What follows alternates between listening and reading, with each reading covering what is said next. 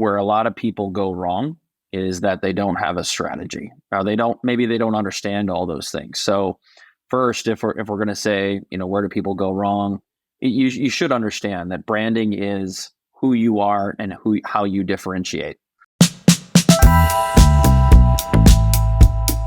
Welcome to another installment of the Perspective Podcast. My name is Devin, this is my co-host Mitch Harley, and today on the show we have Chris Burns, serial entrepreneur and marketer extraordinaire.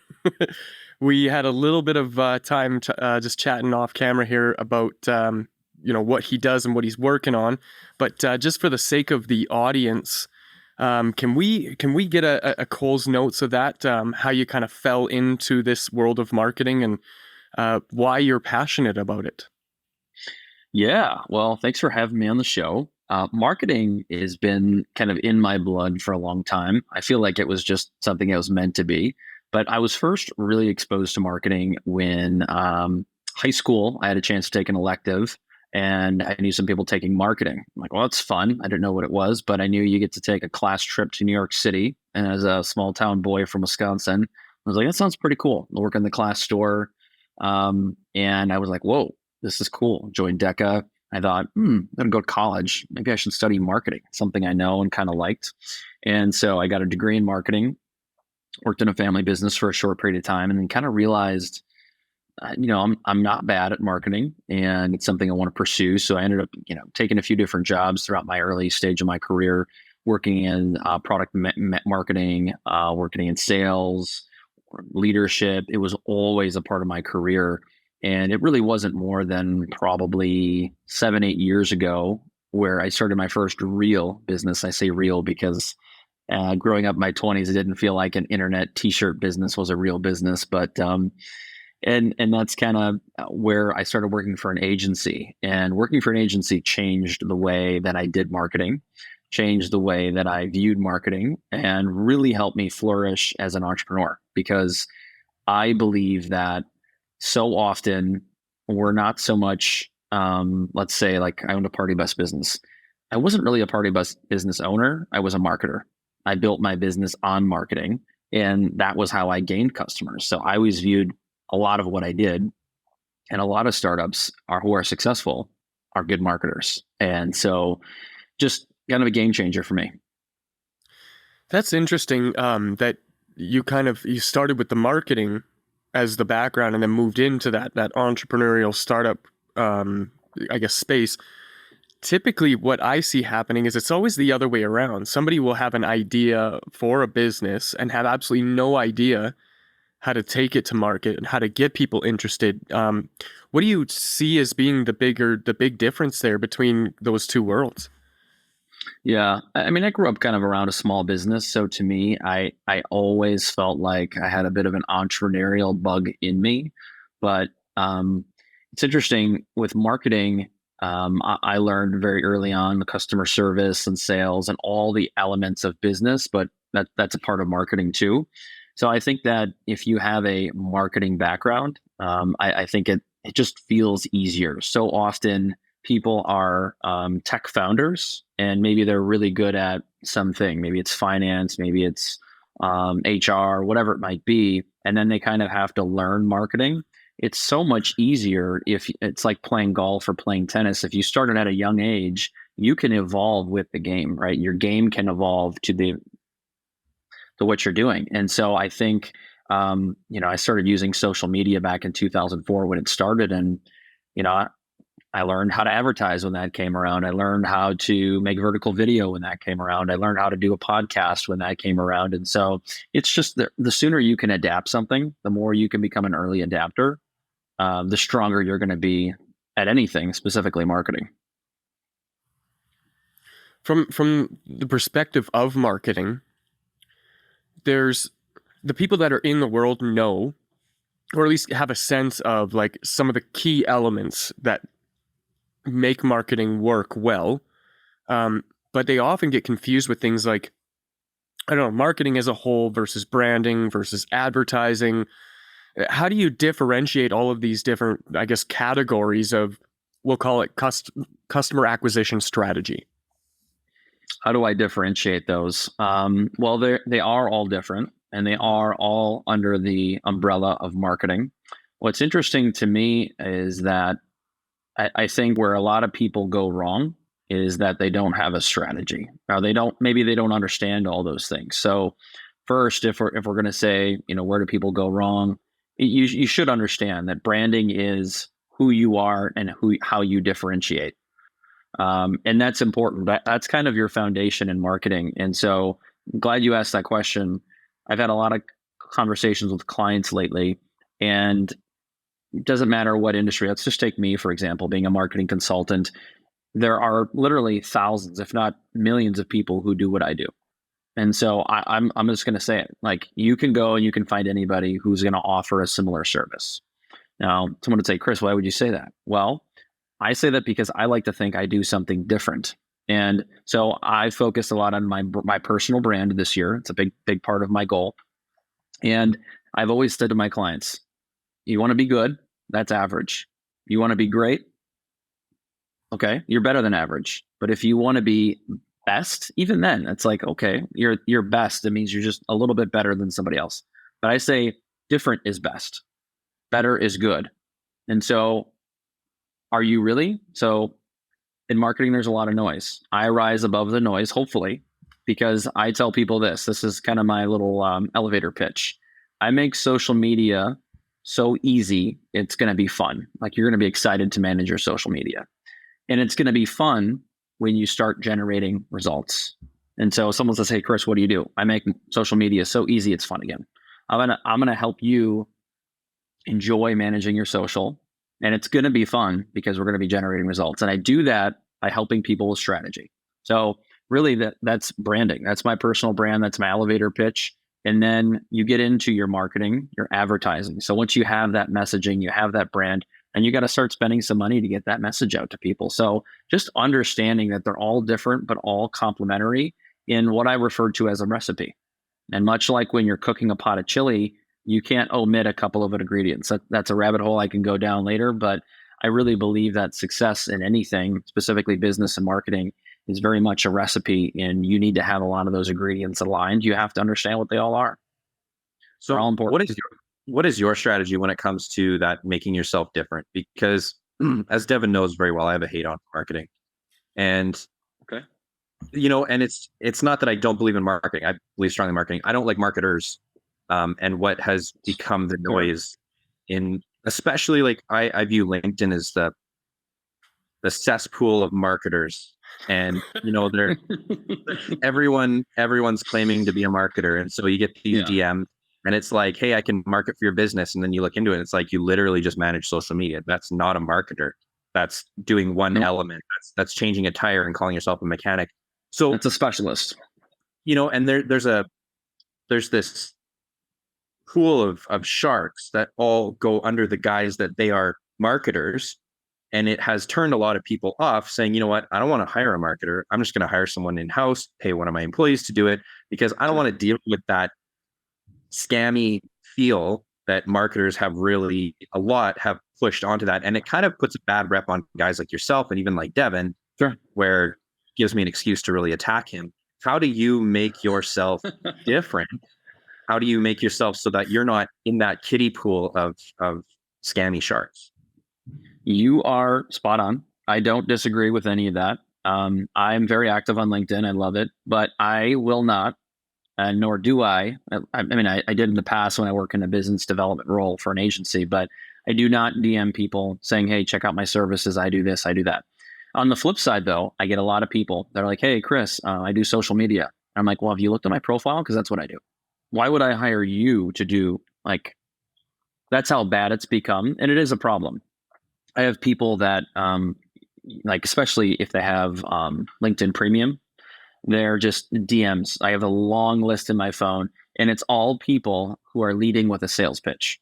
So that's wrong. So I'll just say this: that has created a bad name for marketers. And if that's how you're doing marketing, you suck, or sales, because your sales is your marketing, and that's your brand, and your personal brand then sucks, because I don't want to talk to you, nor do I want to work with you. So here's what I say. And Evan, by the way, right there, that's our social media clip. We're putting that out there. Yeah. So here I can expand upon that. I put posts up.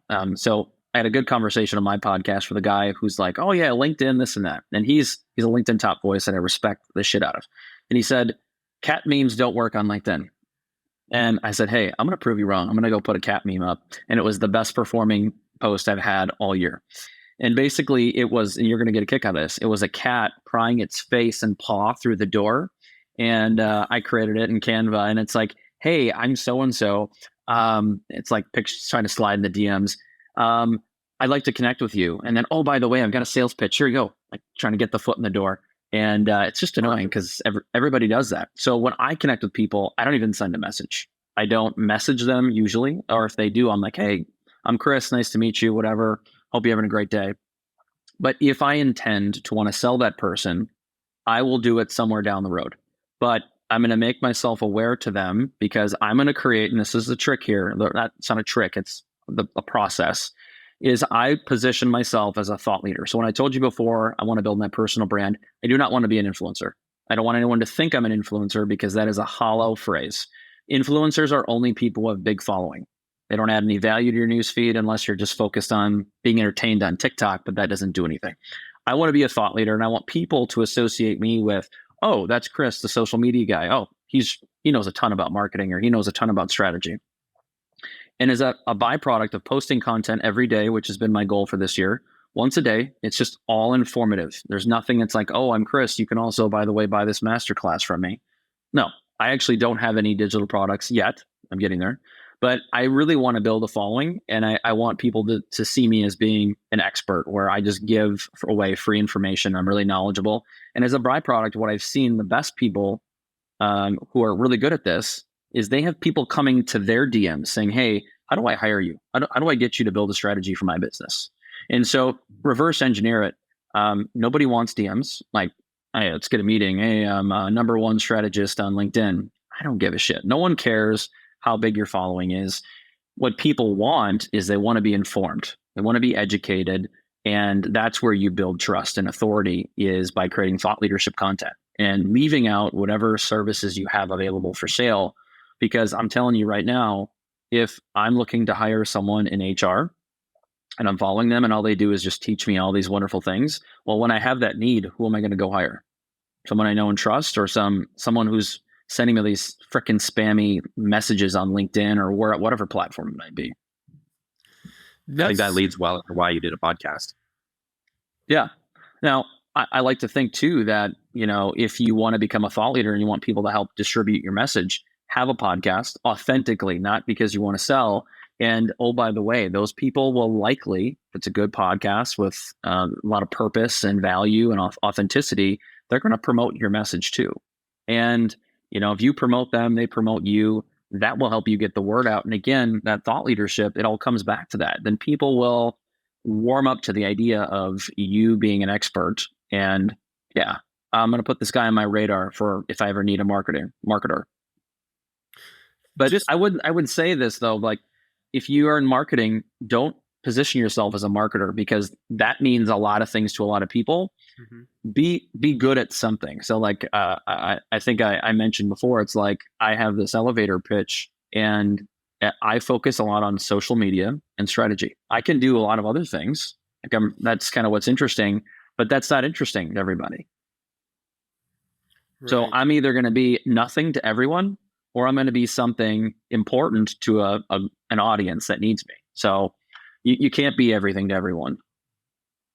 We talk about that a lot too on the show, about safe polarization. The idea that you can't just say things that you hope are going to please a large group of people. You have to say the things that you know are going to serve a small group of people that you can help.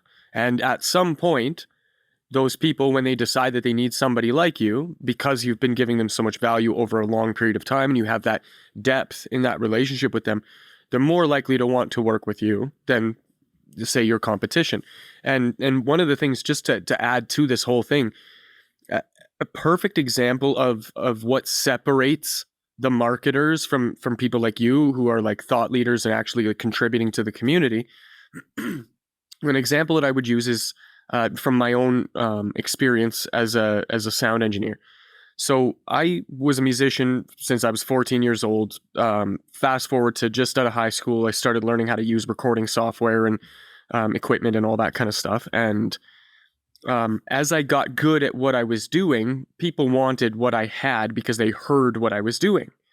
Now that's one thing, right? That's a start to it, but I'm gonna be honest about it. I was just a button pusher because I was still learning. So sure, people were willing to give me $20 an hour to sit in my studio so that I could push buttons for them, but they were more or less telling me how to do my job. As I got better, what I find now is at $100 an hour, people are more happy to pay me that amount of money, not because I'm a button pusher, but because I'm a good coach, because I can help them get to the result that they're looking for. When they come into my studio and they start singing a certain way and they hear it back and they're like, I don't know what's wrong. It's not what I thought it was. It helps to have somebody like me to give that opinion that is, hey, it sounds like you're doing it this way. Have you tried doing it this way? And we work together now collaboratively to achieve that outcome. And that's the best experience they've ever had in any studio they've ever been in, et cetera, et cetera. Mm-hmm. Right? So you take that same principle and you apply it to the space of marketing. And what you're saying is, yeah, anybody can learn how to use the Facebook business ads platform. It's not incredibly complicated. It's a little difficult at first because there's buttons and things all over the place, but you do a little bit of reading, watch a few YouTube videos, and I'm sure you'll figure out exactly how to use the Facebook business ads manager. For sure. But what are you using it for, right? And that's where I think this is a perfect opportunity.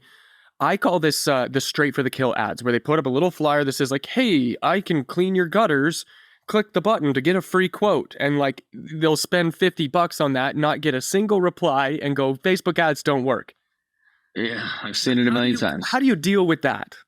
In just in terms of like the overarching, idea of what marketing is, and that we come up against that a lot.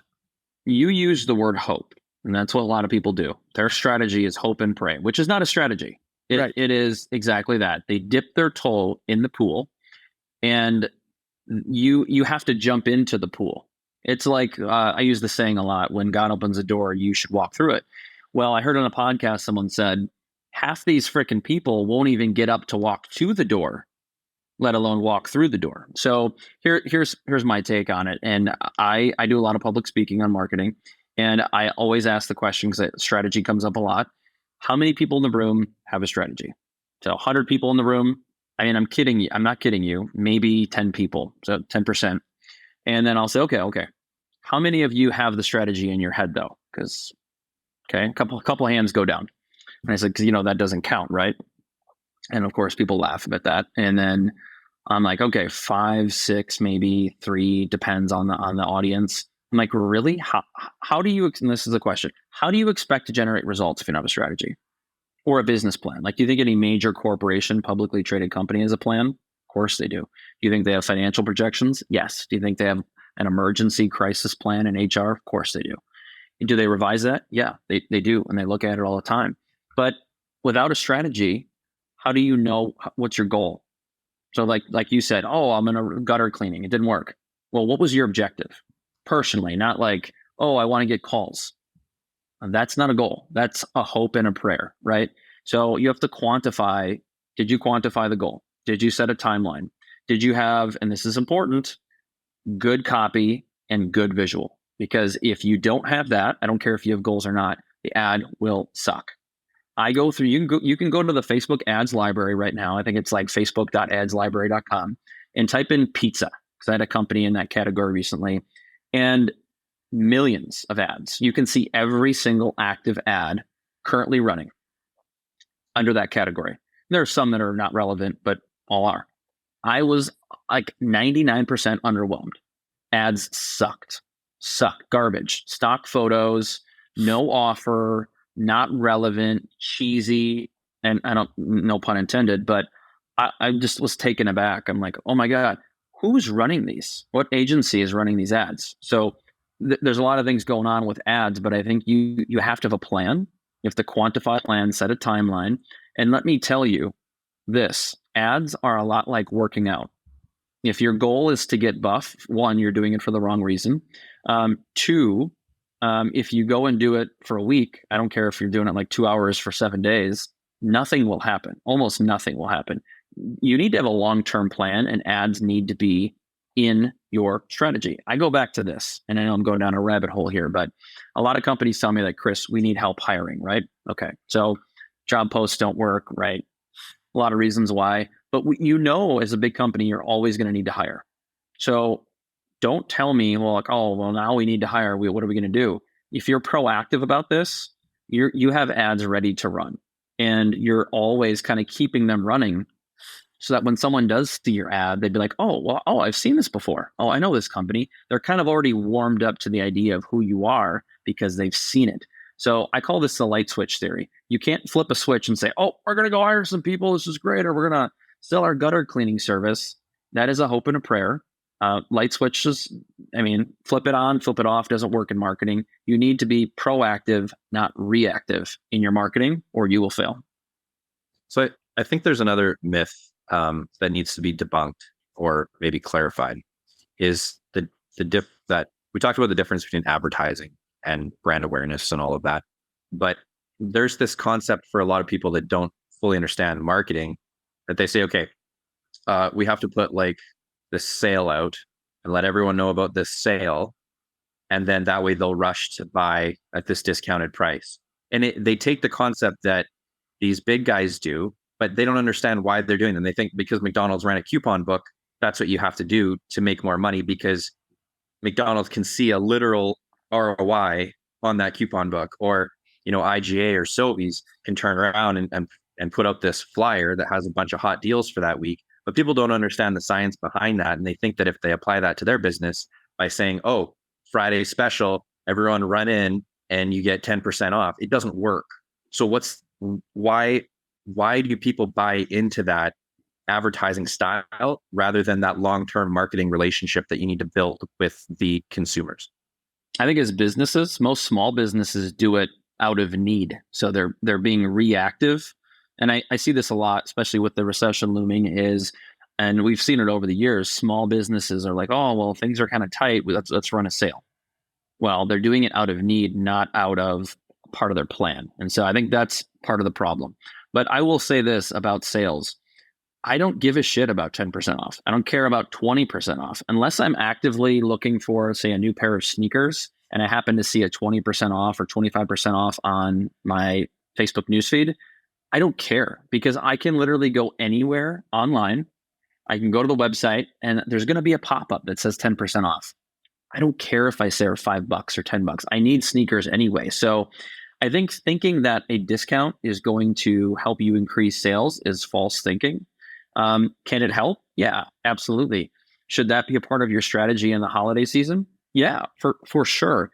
But the best brands don't have to do that. So let's zoom out and let's look at fast food brands, since you brought up McDonald's. We're in Wisconsin here, which is the birthplace of Culver's. Love Culver's. I like to think it's the best, but you'd argue it is the best. Best quality, best tasting, it's most expensive, longest wait, but yet the line where I'm located here is always out to the road, and sometimes in the road, because people are willing to wait and they're willing to pay for the best quality product. And when you have that kind of demand, you don't need to discount your product. So what I tell a lot of businesses is, if you think that the discount is going to fix your business, you're doing marketing wrong. So again, differentiate yourself, differentiate your business if you are different. Some businesses can't do that. Papa John's is not different. Well, this is my point. We get these in our mail all the time. And people think, oh, well, if it works for Papa John's and they sell more pizza because there's a 25% off any regular price pizza, that it must work for my roofing company, or it must work for my shoe company, or whatever. Like, can we just break that down for a minute and explain to the audience the difference between what Papa John's is doing in this one-piece flyer that 50% of them go in the garbage versus at least 99%. Yeah. Right. I have this one because I'm lazy. So what's the difference between that and a small business that needs, let's say they need an injection. Let's say Christmas is coming up and they want to take advantage of it. What's going on there? I think let's take Papa John's first. I think Papa John's as a corporate America organization sees advertising as a cost of doing business, like something we need to do to stay relevant, to keep people aware of who we are. They do recognize that, yes, there's some return on investment, but they see it as being very small. The actual redemption rate of both gift certificates and coupons is very small. I think gift certificates is, I think, over 50%, just over 50. And I think coupons is like 22% last I checked. I mean, I don't even think it's that high anymore. So, I mean, you have to spend money to take a discount. I mean, does that sound like a good deal? And by the way, though, you know what those cost? It depends on the number. Like if you're going to put those in a Val pack or a magazine, there's a lot of different coupon things you can choose to invest in if you want. But I think you should first know that if you're going to do it, you need to have that discretionary income. Be prepared to potentially take a loss, meaning be prepared that it's not going to generate any business today. But also, what I say with advertising is if you treat it like that, like, oh, I'm doing it so people can be aware of my brand, it will eventually pay dividends. People will eventually say, hey, I saw a couple of your coupons, and okay, well, they're now coming in because they're aware. They're consistently aware of your brand, and you hope that they see that piece of pizza and like, oh, I'm hungry, because we eat with our eyes. Like, it's going to drive me to go in. But I think if you're the business, I think it's good to advertise if you have the budget. If you're going to spend your money, what I tell people, and this is, maybe it's like a local pizzeria. I would rather you put your money into something that you can quantify and track. So if I'm a small business, which I am a small business owner, I am very, very picky on how I choose to spend my money. I have, for my party bike business, about $1,000 a month Facebook ad budget. And I'll tell you what, I tell people that and they're like, what? You spend that much? I'm like, I don't think that's a lot of money, because I have more than 100% return on investment. I can track my exact demographic. I use what I like to think is good copy, good CTAs, good visuals. I have good engagement, and I don't really sell tours. I sell an experience in that business. I'm a marketer who sells experiences. I want people to see the ad, and I want them to attach an emotion and a feeling. So I want them to say, oh, that's exciting. Like, I want to do that. And they tag their friends. So I focus more on experiential marketing. If you're in the restaurant and food business, you should make people eat with your eyes. So if you're a pizzeria, and again, you're different, because you're better than all the rest. If he's like, yeah, Papa John's is crap, my pizza's way better. Okay. Well, then I want you to make some TikTok videos that make me just absolutely salivate. Show that stretchy cheese, show people eating it. I'm a family guy, so show kids just stuffing that pizza down their face. And that's going to make me want to go. That's going to make me say to my wife, hey, let's go out to dinner tonight. Let's go get some pizza. So advertising becomes more of an investment, not a cost center, if you do it right. But so many don't. I mean, just go to the Facebook ads library and look at that. So again, my thought is be proactive, build it into your strategy. Know that you should always have a small ads budget available. And one of the biggest reasons why you need to have that ads budget available is because organic reach is so low. Every platform, it's less than 10%, meaning less than 10% of your followers even see your content. So because of that alone, you should advertise. But with that advertisement, use strategy, good content, good copy, calls to action, be proactive, and it will generate results. But if you're reactive with that light switch theory, advertising is going to be that thing where like, oh, I guess it just didn't work. Well, working out, you're going to have the same answer. Oh, I tried working out, I just couldn't stick with it. Well, the really cool thing that you pointed at right there is trackable metrics that equal some type of formula, right? And what I call it is the scientific method of marketing, right? We make a hypothesis, we test it and measure it, and then from there we improve upon what has been tested and measured, and we try to beat our previous performance, right? And so when you look at something like the Papa John's flyer, when you said, you know how much those things cost? Like, I don't think most people understand how much they cost, but like one of those flyers for a small business to just hit their local neighborhood, I'm not talking about just the print cost, because you got to do the distribution on it still too, but it could cost you between $1.50 per person or per mailbox. Okay. Now here's the thing, per mailbox, it's $1.50 you're spending per mailbox. And from there, what's the likelihood that somebody's actually going to see it? Because your thing is stuffed in with 10 other things. So how much consideration do you actually get if you spend that $1.50 to put that flyer in somebody's mailbox? How many pizzas do you have to sell to get to that? Right. It's so if you do a small neighborhood just around your local area and you do that once, it's like $5,000, and you got to do that every month. How many pizzas you got to sell to maintain that and to pay your rent? You know what I mean? And your staff and all that other stuff. But check this out, and I know you know this, but for the audience's sake, when you take your money and you put it into a Facebook ad, even if it's just a little square and it's a flyer, you're paying for consideration, but the consideration, the Yes. cost that you're paying is like pennies.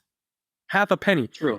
Even better. If you make a little video that's 15 to 30 seconds long about your pizza, and it doesn't even have to be as experiential as you said, but again, I'm just going on some direct metrics here, apples to apples. You can get 15 seconds of somebody's time. You're guaranteed that if you use Facebook video views ad campaign, you're guaranteed 15 seconds of consideration. And you can get that. My best right now, I think, is 3.5 cents. On one of my latest campaigns, I got 3.5 cents per 15 seconds of consideration for that video. So you really want to get the biggest bang for your buck out of something. Yeah. $1.50 for like maybe somebody's gonna see it, or That was the first time I ever looked at it. 3.5 cents for a guarantee that for 15 seconds somebody's gonna see that ad. Now, if you get the ad right and people actually take action on it, amazing. If you get it wrong and you got to kind of test it, cool, that's fine too. You have different iterations of this. It's a living, breathing thing until you get it to where it is ROI positive, where you know what your customer acquisition cost is, you know what your cost per lead is, or whatever business it is that you're running, but you use those metrics now to determine whether or not those ad campaigns are successful. And I think that is what you're pointing at with strategy. Is that, am I right there? Or Yeah, absolutely. And if you're new to this and you're listening, you should try a bunch of things. See what you enjoy doing, see what works, because you might find that, in your part of the world that things work differently than they do here because your audience is different. Maybe your service is different than mine.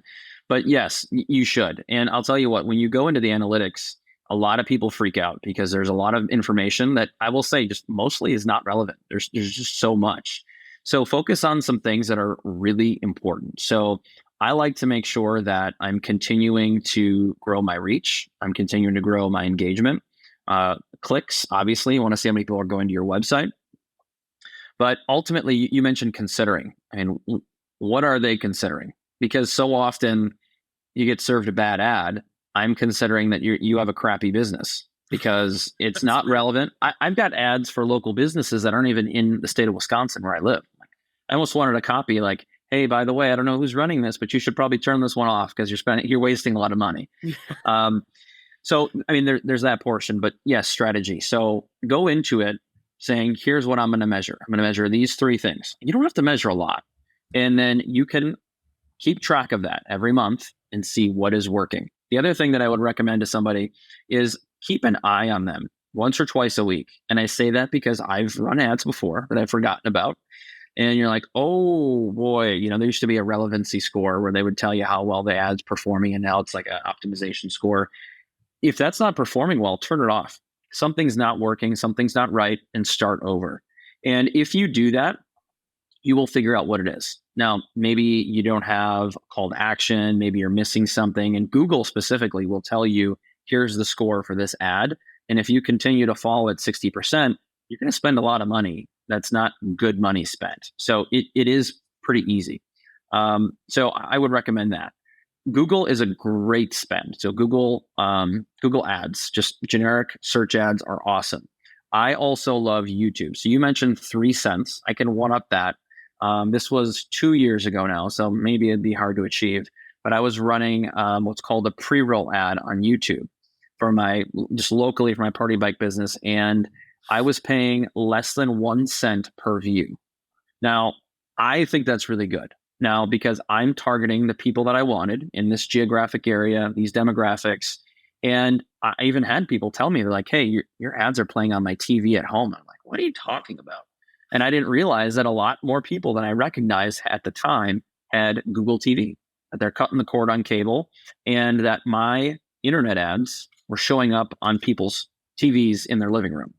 And so when you zoom out, you say, where in the world can I invest 1 cent and serve that video to exactly the people I want to see it. Can't get that in print, can't get that in billboards, wherever else. And so I think that Facebook ads are great. I love YouTube ads. LinkedIn ads are probably the most expensive, but they're also really great if you're B2B. TikTok is getting there. Their ad platform is not quite as robust yet. But again, test it out, try it out. I think you're going to be really surprised with what works. And again, when you're generating results, it becomes fun again.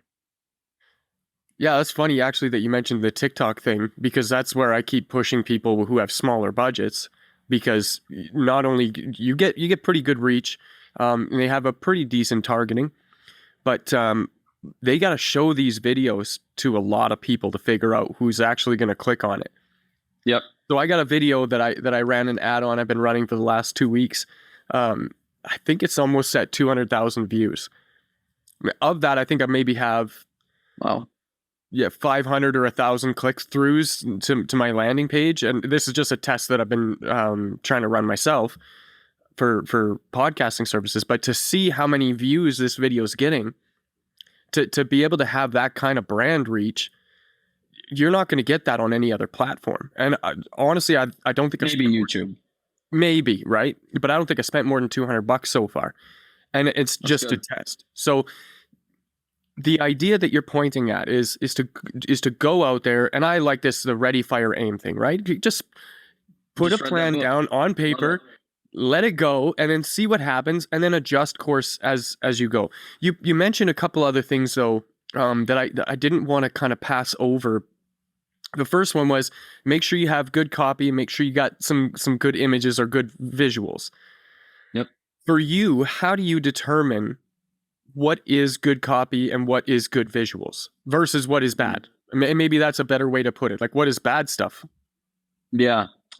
Well, I think what's interesting with an ad, and I was teaching social media marketing at a local university last year, and I got to really interact with my students a lot. And one of the things that they always said is, we don't like ads.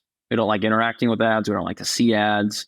So as we talked about it, younger people, and these are kids in their 20s, they will interact or watch something if it doesn't look like an ad. And what looks like an ad are typically things that are overproduced. So these are things coming from an agency, shot with a DSLR, professional camera. So pros and cons, right? If I talk to my manufacturers in the food industry, they're like, oh, we can only have professional photos. And I'm like, that's great. That's good for your brochures. It's good for your print. That's good for your signage and your trade shows. However, that stuff does not work as well in social media. I'm telling you right now, people like casual content. Look at Reels, look at Facebook, not Facebook, but TikTok and Shorts. Everything that's produced is shot on a cell phone. People love that stuff. It's casual. And oh, by the way, it doesn't feel like an ad. So people have a tendency to not scroll through it or gloss over it. So I would say that you've got to find that kind of that in between of shot on a phone, but produced with good lighting, good sound environment, and you will look good because that affects your brand, whether you're a business or a personal brand. But what's not good is things that look irrelevant, people that don't put a lot of thought into the copy. And that to me, this is where it gets really interesting. So the visual stops the scroll. So, and I say that's important because there's more inventory in any platform than we have time to consume. So we tend to go through our phones, and younger people, it's even worse. Zoom, zoom, zoom, zoom, zoom, 100 miles an hour. What gets you to stop is the visual first. Second, what gets you to stay is the copy. What gets you to convert is the CTA.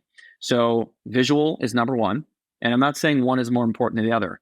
Copy is number two. So I call it creative copywriting. I'm not a great writer, but I've learned less is more, and less is more powerful. And we all know people don't love to read. People don't like long paragraphs. So where can you refine your text? So say what it is, who it's for, and what's the offer. And oh, by the way, if you're running multiple campaigns, which you should be, someone will see this ad, which is kind of like an awareness ad, like, oh, okay, I see you're selling a podcast service. That's great. I might see another ad just like that a week from now that has like a hook. It's like, oh, by the way, 10% off. Or maybe there's a free digital download you're giving me. And then I see the third one as I kind of work my way through your funnel that has a maybe it's a free ebook with this purchase. So you're kind of getting me to work my way through the funnel. Maybe you're retargeting me, and you're only going to do that if you've got the strategy with good visuals, good copy, good CTAs, a good plan. Maybe you've got an offer in there somewhere. Like I said, free digital download, free coupon, promo code. So that to me is what's really important. But I have seen, when you talk about the bad, I've seen people with poor targeting. I'm like, why am I getting this ad? And oh, by the way, if you click on the three dots in the upper right-hand corner of a post and you click a report or why am I seeing this, this negatively impacts the ad score that you may or may not see given the platform. And your cost per acquisition or cost per reach will go way up if multiple people do that. So make sure you have good targeting and make sure it's relevant to your audience. And you'll know that within probably 48 hours. And that it's just really important. People don't want to see things that are relevant to them. And they love correcting you too. So they will not hesitate to say, this is bullshit. Why is it on my the marketer? Yeah. Everyone's the producer. I'll say this too. I've posted plenty of things that I thought were awesome. And I'm like, oh yeah, it's going to be my best post ever. And I'm like, well, shit, I had a reach of like 150. And then I post a stupid meme. It was a meme and as my best ever. And then over the weekend, it was Sunday. And I'm like, oh my God, it's like after dinner, I have to post something. I almost forgot. It's my goal to post once a day. And I posted a quote. And it was one of the better performing posts I've had in like 3 weeks. I'm like, what the seriously? I'd put no effort into it. It's a quote I found online. I just posted it. It's what your audience wants. Your audience will decide what they want and what's good. It's one of the first videos I posted on when I started on TikTok. Hit, what were we at, Devin? Like 750,000 organically. Oh yeah. Like 11,000 likes. It was insane. And it literally was a drain that I had filmed on an old cell phone on a roof that was plugged. And so the roof flooded and I unplugged the drain and it was, the rest of the video was just it draining. Just water draining on a roof. Thousands of comments. Thousands on an iPhone 6. Yeah, like legit. So it does show. And then I had another one after that where it was just me doing something kind of out of the ordinary. And my daughter was filming it and it got like 70,000 views or something like that. And those were all organic. And then all of a sudden you go down, you get the one where you get like 200 views, 500 views, 1,000 views. And that's kind of where it's like plateaued. And every once in a while it'll spike. But I think it goes to show, and I've talked to this at length with Devin about just quality of podcast visuals and what is overproduction and what is underproduction. Because I feel like there's this fine line where in podcasting, I feel that audio is more important because most people listen on Spotify in their car. And so they want to be able to have a nice, clean sound. But to watch on YouTube, whether I'm here in my living room, or whether I'm in a chair with this fancy neon light behind me, people don't really care. They want to hear the quality. And if you're too studioized, kind of like Joe Rogan, he gets away with it because you expect it. But if you have too much of that TV network vibe, I feel like people will avoid it. I can get that anywhere. I will say quality is also in the thoughtfulness of the show. So your guest, the ability to talk about something intelligently. And I'll also say, and this final thing is, I actually unsubscribe from podcasts that are scripted. It's like nails on a chalkboard for me. I like to be entertained. I like to be educated. I like things that are off the cuff and casual. And I think also that's what other people want. I can't help but assume that's some of the best podcasts that I have listened to. That's how they are. You look at some of the best performing podcasts that are out there, and I hate to be the guy that points at it, but the Joe Rogan Show, $100 million Spotify deal. And what is it, 3 hours of him sitting there with some dude just shooting the shit, smoking a joint, drinking some whiskey? Like, there's nothing there with the exception of that if you want. Pretty high quality audio. And this is what's really cool about this. So there was a show that I ran for almost a year. Just recently got picked up by a TV network because of how good it was and how engaged the audience was. It was bittersweet. I lose a client, but that's a great success story, right? Now, here's the thing. We shot that wherever he was at the time, just like this, over StreamYard, and we put a little virtual background behind him. For the first I'll say 75% of us capturing it, he was just wearing like casual clothes, a hoodie or a t-shirt or something like that. It said like spiritual gangster on it or something, which was kind of like, his vibe. And he started slowly shifting into this, like now he's wearing a suit and a tie with a vest, and now the show has picked it up, and you can see now that they're in a studio, all this lighting, and he looks like surreal almost in the way that and the viewership has dropped dramatically because it's lost that edge, that Authenticity. honest, you know what I mean? Like that Not honest, who he is. authentic version of himself is gone now, and people don't want it. Yeah, he's too polished, and you have to be who you are. That so I'll say this too about marketing and social media is we have a tendency to connect with people, real people, not brands. Now I'll argue this, and there's always one person in a big room who says, "Well, I'm connected to this brand." Well, it's like, okay, fine. Are you emotionally connected? Nah, not really.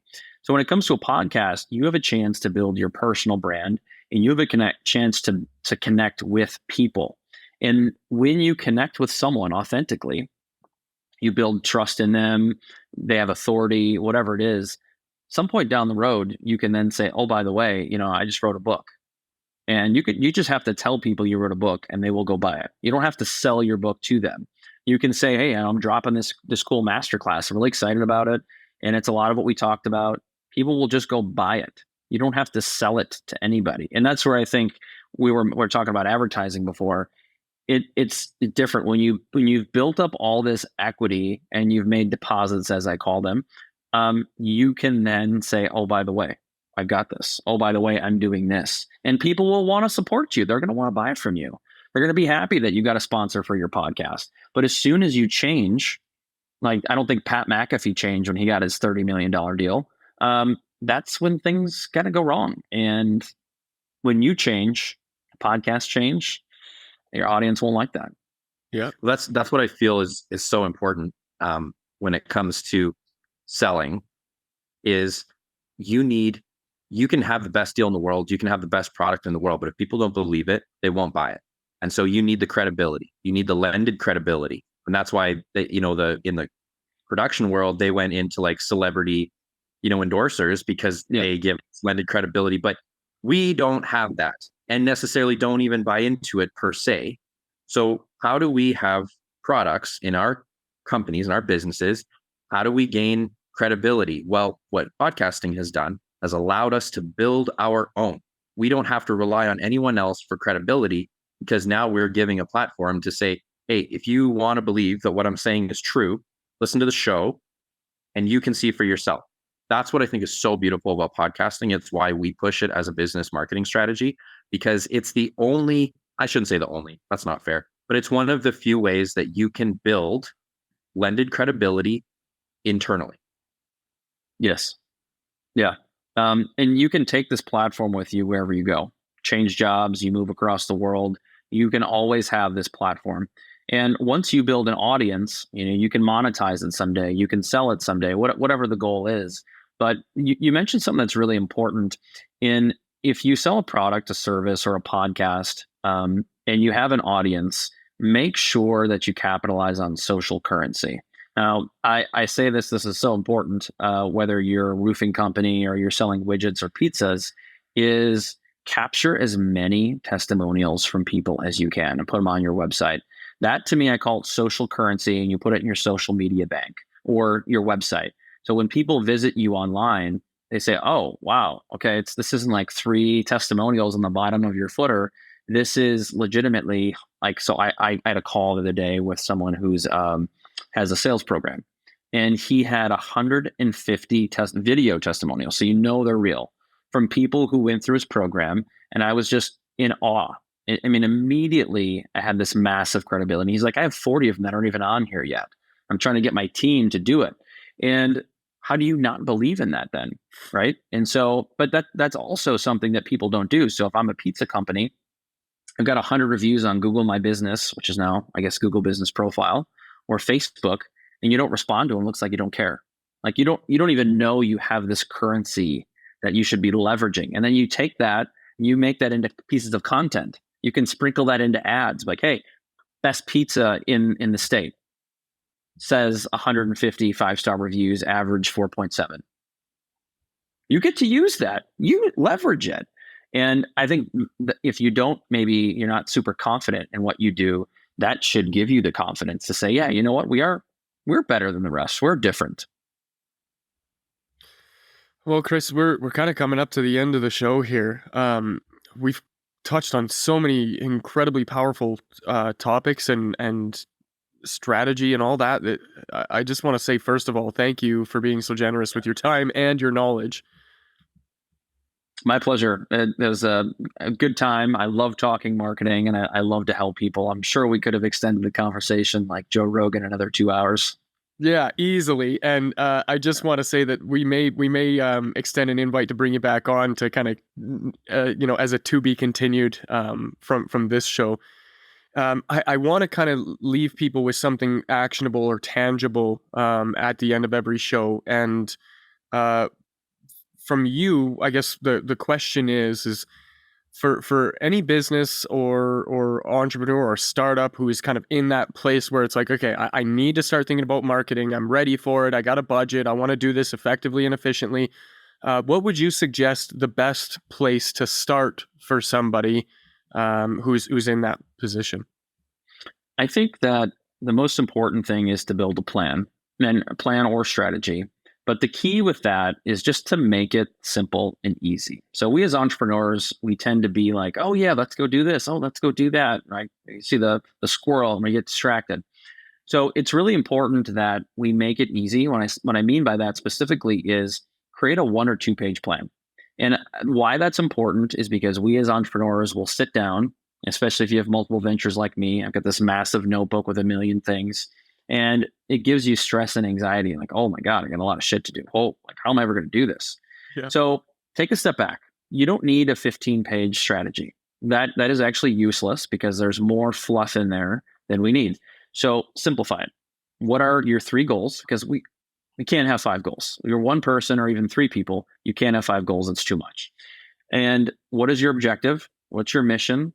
What do you want to achieve this year? What's your 3-year goal look like? And a couple other things like what platforms you're going to be on, how much you're going to post. Just very simple. And when you see that every day pinned up next to your monitor or on Google, wherever it is that you have it, just know like, oh, I'm in a creative rut. I go back to that.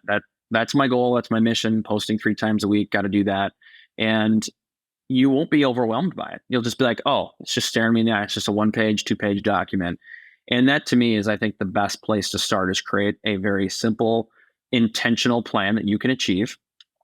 And then you can revise it as you need to. But from there, the second thing, and this final thing I'll leave you with is implementation. And I coach a lot of people on this, and a strategy means nothing. It is actually useless unless you implement what you have. I don't care if the most qualified person in the world builds you that strategy. It's garbage unless you take advantage of it. And by the way, I have a strategy I built for my first business. I probably looked at it twice in 7 years, self-admittedly. However, now my business is a well-oiled machine at this point, but for most people just getting started, you need to make time. And this is where it becomes the most important. You will not find time because you're going to do all this busy stuff, picking low-hanging fruit as an entrepreneur. So be intentional and value your time. Put a block twice a week, 1 hour here, 1 hour this day, 1 hour that day, half hour on the weekend, whatever you need to get the marketing done, because marketing, for whatever reason, tends to take a back seat a lot. And treat it as an investment, not a cost center. Because when you treat it like a cost center, it's like, the dreaded marketing, I got to do this again. And if you are intentional, if you have good content and do all those things we talked about, I think you're going to see that just this little snowball effect. Things just start, just like going to the gym every day, slowly getting better. It's not an overnight thing. And hopefully you'll come back and say, oh, maybe that Chris guy was right about something. Beautiful, man. I love that. If somebody listening to this want to get in touch with you, how would they do that? Yeah, so I'm really active on LinkedIn. That's my goal, post every day, once a day for the year. I talk a lot about thought leadership, marketing stuff. And then I've got a couple of different businesses. If you're interested in my marketing services, I want to pick my brain about that. I have a small company called Lux Level Media, or luxlevelmedia.com. We do things from SEO or website design, a lot of strategy, something I love to do. And then I just launched a personal brand website, which is iamchrisburns.com.